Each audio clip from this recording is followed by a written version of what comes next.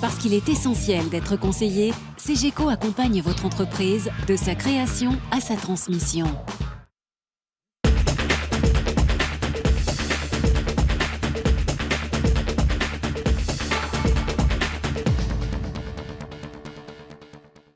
Bonjour et bienvenue dans Lyon Décideur qui s'intéresse cette semaine à une société d'intermédiation à distance et par téléphone, DomPlus, dont nous accueillons le président fondateur Serge Bizouerne qui vient de s'implanter à Lyon. Au sommaire de cette émission également, Plastic Omnium se renforce en Russie et en Inde. Une acquisition pour Eras dans l'ingénierie industrielle, de belles signatures pour DCB International et Sixième Sens Immobilier, l'appel à candidature pour le Fast 50 de Deloitte Technologies et puis les brasseurs qui tordent le nez après l'annonce des hausses de fiscalité sur la bière.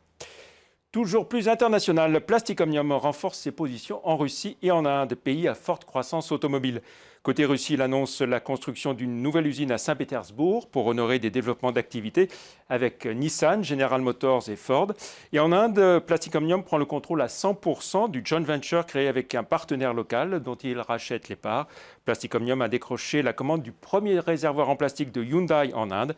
Objectif du groupe de Laurent Burel, passer de 10% d'activités réalisées dans les briques à 20% en 2015. Et par briques, bien sûr, on entend Brésil, Russie, Inde, Chine et Afrique du Sud.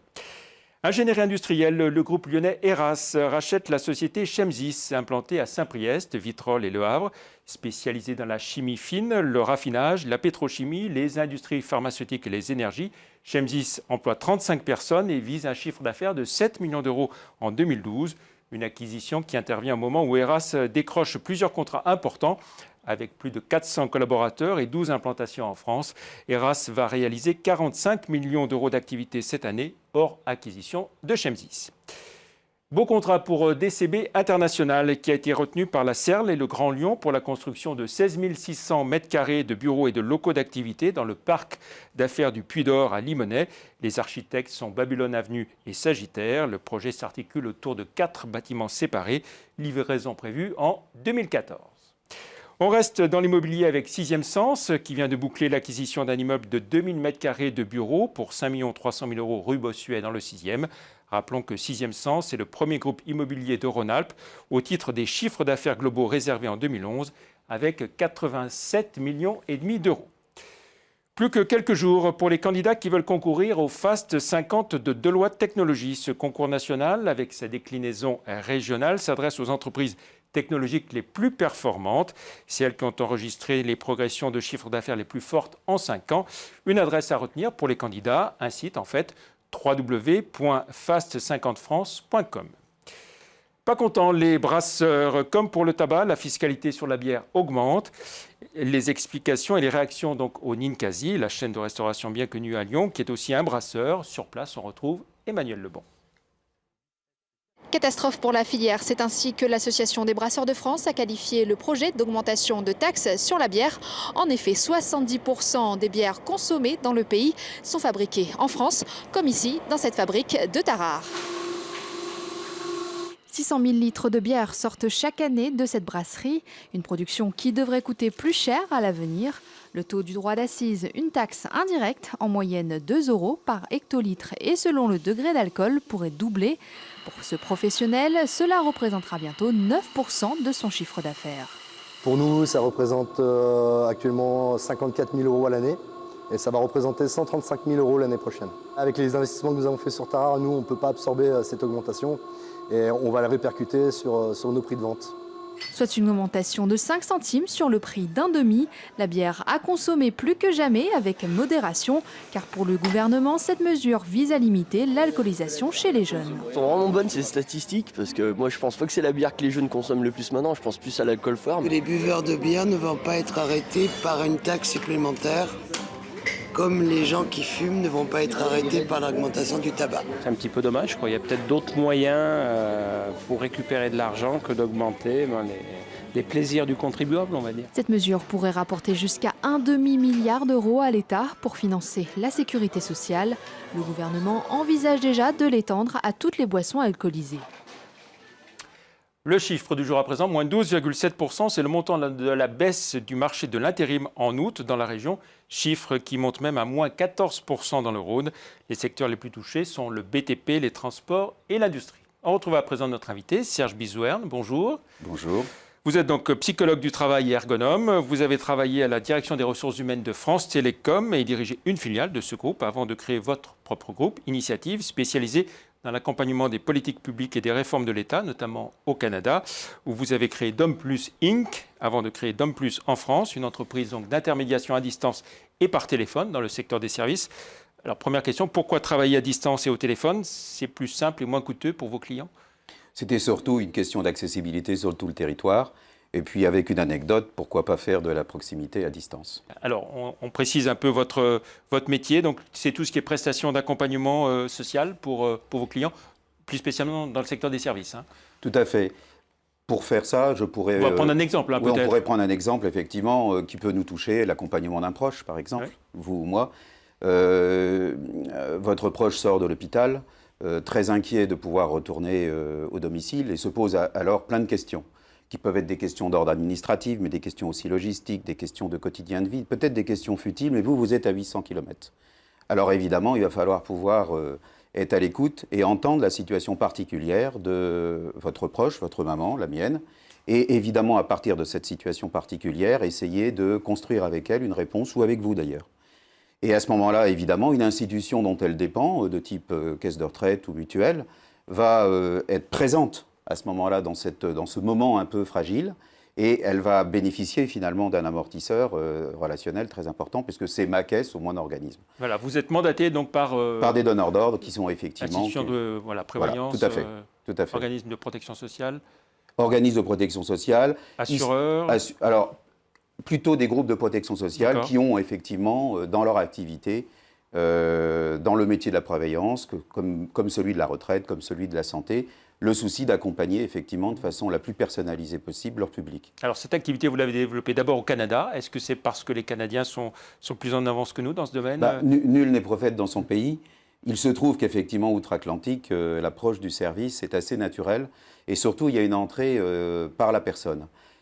Si j'ose dire, chez nous, nous avons une tendance naturelle à approcher le besoin par des réponses extrêmement normées. Et la question, finalement, qui s'était posée à l'époque, lorsque nous étions confrontés à la possibilité d'innover dans ce service, c'est évidemment d'avoir regardé à l'origine comment nos cousins outre-Atlantique avaient développé ce type de prestations. Donc c'est une approche très naturelle, centrée sur la demande, qui paraît un peu naturelle pour nous parce que finalement, être entendu dans sa demande et être considéré dans sa demande, c'est le premier niveau d'exigence qu'on peut attendre. Alors, Canada d'abord, France ensuite. Pratiquement en même temps. À Grenoble. À Grenoble. Pourquoi Grenoble? Alors, d'abord, la volonté d'avoir... alors, historiquement, Grenoble est une ville qui a développé beaucoup de politiques en matière de services, que ce soit dans le secteur de l'enfance comme dans le secteur personnes âgées, très innovant dans le domaine de l'action sociale et de l'innovation sociale.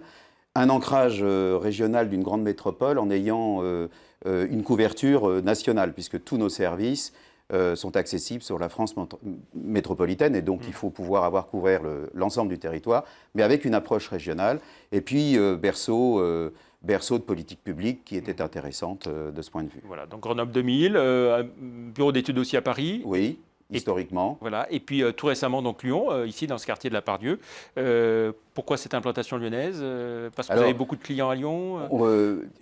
Je le répète, on est en proximité à distance, donc effectivement l'accessibilité de nos services est France entière. Alors il y a une question d'organisation, d'accessibilité, de proximité géographique, mais ce qui je crois a motivé encore plus, outre l'ancrage régional sur Rhône-Alpes, avec la ville de Lyon, c'était aussi la tradition des valeurs sociales et sociétales qui animent la ville et où on se retrouvait naturellement, bien entendu, avec cet ancrage du tissu social très fort. Alors à Lyon, donc, on l'a dit dans le quartier de la Pardieu, c'est une implantation avec bientôt une trentaine de collaborateurs, voilà. C'est ça? Alors ça peut paraître une goutte d'eau dans un océan, 30 emplois. Il faut bien entendre que notre activité est une activité qui exige une haute disponibilité, un haut niveau d'exigence, et le nombre de collaborateurs ne reflète absolument pas d'abord le niveau d'activité. Je vous donne 2-3 chiffres. Nous traitons plus de 1500 situations par jour, nouvelles. C'est près d'1 million de personnes accompagnées depuis les 10 dernières années. C'est plus de 8 millions de personnes qui ont accès à nos services en permanence. Donc il faut relativiser derrière, effectivement, déjà les effets de chiffre. Effectivement, c'est la création immédiatement d'un service qui a été d'ailleurs inauguré la semaine dernière et qui a démarré fin août, donc avec une équipe de à peu près la moitié de cette trentaine de personnes. Et nous allons monter en puissance progressivement au premier trimestre 2013. Est-ce que vous prévoyez d'élargir votre champ d'intervention? Vous êtes très présent dans le domaine social, c'est ça? Alors, qu'est-ce que ça veut dire social? Logement. Qu'est-ce que ça veut dire social? Oui, on a une activité à caractère sociétal, bien sûr. L'enjeu est bien entendu d'introduire un traitement très qualitatif dans la relation que peuvent avoir effectivement un donneur d'ordre avec son public. Donc effectivement, il y a une perspective de développement. Pour 2013 d'ailleurs, nous avons pratiquement entre 50 et 60% de notre activité en chiffre d'affaires qui va augmenter. Ça vient de deux choses. Ça vient de l'arrivée de nouveaux partenaires, mais ça vient aussi de la croissance des besoins sociaux et du besoin d'accompagnement. Oui. Et surtout... J'allais vous dire, oui, en période de crise, il y a de plus en plus de besoins d'accompagnement dans le domaine du logement aussi. Est-ce que vous dites vive la crise finalement par rapport à votre activité? Je dirais paradoxalement non pas vive la crise parce que ça serait effectivement assez sordide. Par contre, effectivement, on est dans une situation où les besoins sont de plus en plus spécifiques, les situations particulières de plus en plus nombreuses, et avec un champ qui est extrêmement large, qui va de l'accessibilité au logement, passant par l'emploi, sur des questions de fin de mois difficiles, et qui évidemment résonne avec le contexte de tension sociale et économique ambiant. Pour autant, ce besoin d'accompagnement, il vient aussi d'une demande de plus en plus personnalisée, parce que paradoxalement, dans un contexte de raréfaction de ressources, de tensions fortes, de crise, notre niveau d'exigence en tant que consommateur augmente. Voilà. Et puis on va rappeler donc qui sont vos actionnaires, un certain nombre de groupes. Alors historiquement... très vite, parce qu'on arrive à la fin de l'émission. Tout à fait, donc Orange, et puis surtout sont venus nous rejoindre nos clients actionnaires, des partenaires comme le groupe AG2R La Mondiale, le groupe ProVTP, qui sont deux groupes institutionnellement de retraite et de prévoyance, et puis le groupe Clésia qui est arrivé en 2007. Donc pour certains de nos clients, ils sont actionnaires avec une gouvernance très atypique, puisque cette gouvernance dissocie la représentation capitalistique du droit de vote, dispose d'un comité d'éthique et d'un accompagnement permanent du développement. Voilà, vous avez dit tout à l'heure, donc 1 million de personnes accompagnées depuis votre création. Aujourd'hui, d'un plus, tout compris, c'est combien de collaborateurs la perspective, et quel chiffre d'affaires? Donc la perspective 2012-2013, c'est effectivement sur une croissance d'effectifs de l'ordre de 15% par an, qui a été jusqu'à présent notre croissance. On atteindra en 2013 la petite centaine de personnes. Avec un chiffre d'affaires de l'ordre de 14 millions d'euros. Ça, c'est pour la perspective 2013. D'accord. Et il pourrait y avoir encore d'autres implantations après Grenoble et Lyon ou... On va déjà développer, parce que ça constitue un très haut niveau d'exigence que de développer ce que nous avons fait entre Grenoble et Lyon. Et pourquoi pas à Lyon en plus. Très bien. Merci beaucoup Serge Biswern. Et puis vous avez aussi écrit un ouvrage, Priorité à la personne. Qui est un ouvrage économique. Voilà. Merci beaucoup. Merci à vous. Très bonne semaine. On se retrouve mercredi prochain, bien sûr, pour un autre Lyon Décideur. Merci. Au revoir. Merci.